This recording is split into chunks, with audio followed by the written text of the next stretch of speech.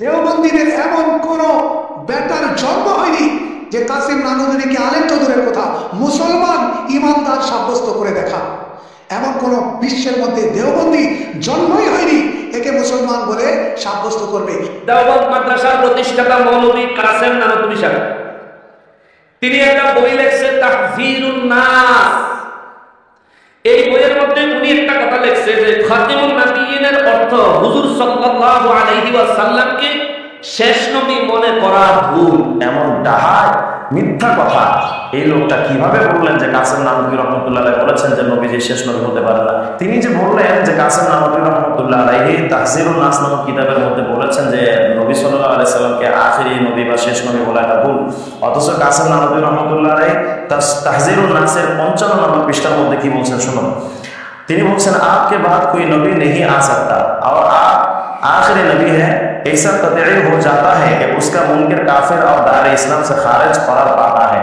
অর্থাৎ কাসেম নানুতুরী রহমতুল্লাহ আলাইহি এখানে স্পষ্ট বলেছেন যে রাসূলে আরবি মুহাম্মদ সাল্লাল্লাহু আলাইহি ওয়াসাল্লামের পরে আর কোনো নবী আসতেই পারেন না, তিনি শেষ নবী। এটা এমন শক্ত এবং অকাট্য দলিল দ্বারা প্রমাণিত যে এটাকে যদি কেউ অস্বীকার করে তাহলে সে কাফের হয়ে যায় এবং ইসলাম থেকে সে বের হয়ে গেছে বলে সাব্যস্ত হয়। এবং তিনি তাহযীরুন নাস নামক কিতাবের 54 নম্বর পৃষ্ঠার মধ্যে আরো বলছেন হযরত সাল্লাল্লাহু আলাইহি ওয়াসাল্লাম মর্তবা के लिहाज से आखिरी मर्तबा में है या जमाना के लिहाज से आखिरी जमाना में है या मकान के लिहाज से आखिरी जगह में है। অর্থাৎ রাসূল সাল্লাল্লাহু আলাইহি ওয়াসাল্লাম মর্তবা বা অবস্থানের দিক দিয়ে বা বারের দিক দিয়ে তিনি শেষবারের নবী এবং যুগের দিক দিয়ে তিনি শেষ যুগের নবী এবং স্থানের দিক থেকে তিনি শেষ স্থানের নবী। অর্থাৎ মুহাম্মদ সাল্লাল্লাহু আলাইহি ওয়াসাল্লাম সর্বদিক থেকে তিনি সর্বশেষ স্থানে অবস্থান করছেন, এরপরে আর কোনো নবী হতে পারেন না।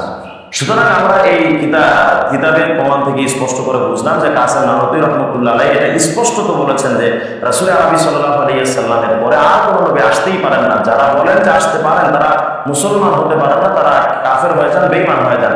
সুতরাং এমন ডাহায় মিথ্যা কথা এই লোকটা কিভাবে বললেন যে কাসেম নানুতুরী রহমতুল্লাহ আলাইহি বলেছেন যে নবী যে শেষ নবী হতে পারে না, এমন ডাহা মিথ্যা কথা কিভাবে বলা যেতে পারে? তবে হ্যাঁ, একটি বিষয় এখানে আছে যে কাসেম নানুতুরী রহমতুল্লাহ আলাইহি তাহযীরুন নাসের মধ্যে একটি বিষয় তিনি বলতে চেয়েছেন। সে বিষয়টি হলো যে রাসূল সাল্লাল্লাহু আলাইহি ওয়াসাল্লাম তিনি আসল নবী এবং অন্যান্য নবী যারা তারা আওয়ারেজি বা আনুষঙ্গিক নবী।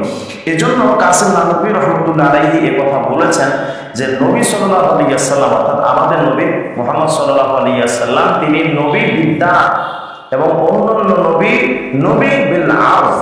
কিভাবে তিনি বলেছেন তাহযীরুন নাসের 40 নম্বর পৃষ্ঠার মধ্যে কাসেম নানুতুরী রহমতুল্লাহ বলেছেন आप मौसूफ बिवस्फ नबुव्वत बिलजात है और सिवा आपके और नबी मौसूफ बिवस्फ नबुव्वत बिल आरज है।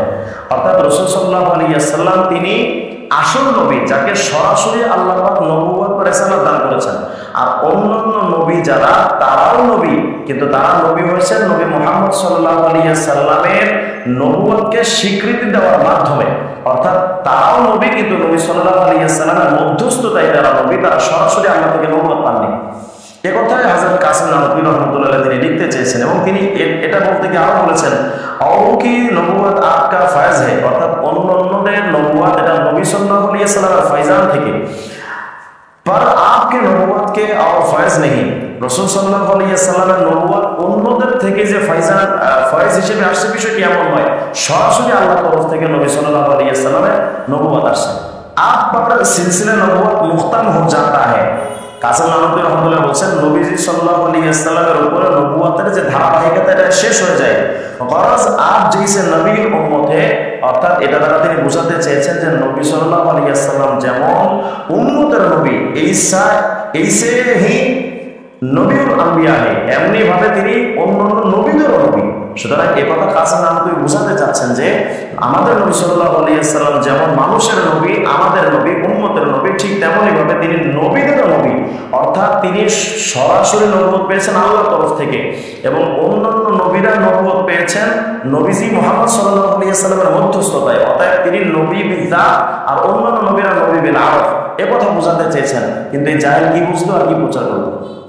আল্লাহ তাআলা আমাদের সকলকে এই সমস্ত জাহেলদের থেকে, তারা তো আসলে উর্দু কিতাব পড়তেও পারে না, যে কাসেম নানুতুরী রহমতুল্লাহ কি বলেছেন এটা বুঝবার মতো ক্ষমতা তো এই লোকদের নেই।